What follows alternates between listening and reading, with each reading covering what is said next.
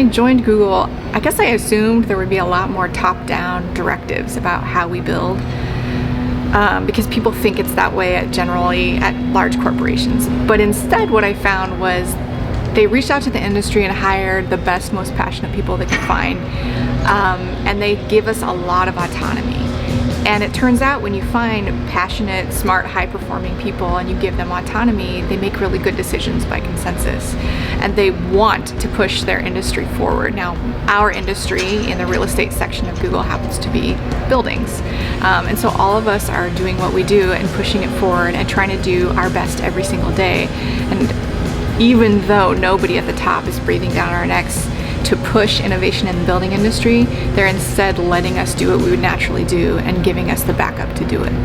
In some parts of the world, prefabrication or pre-manufactured construction has become almost mandatory because of the efficiency and the reduction in waste which they produce. Recently in Seattle we built something called the Amazon Spheres, and what these are is it's an amenity space for Amazon employees, but it's filled with 40,000 different types of plants. And it's a place where employees can go and be amongst the plants and truly be inspired by kind of being in nature in a downtown urban environment. And so far, the report's early days is that it's working.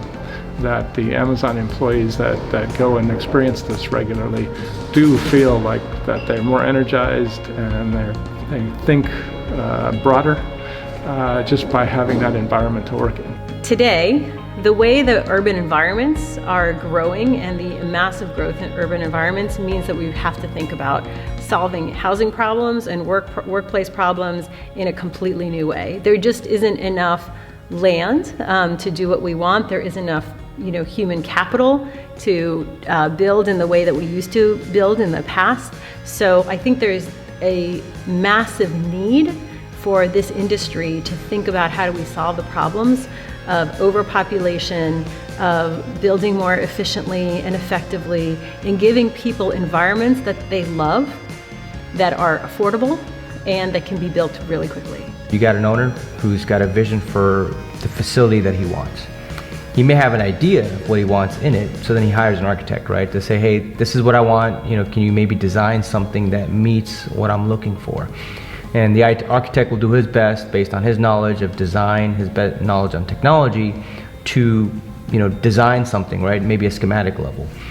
Then he brings in the architect, brings in the engineers to say, is this buildable? Is it, does it have the structural ability to stand on its own?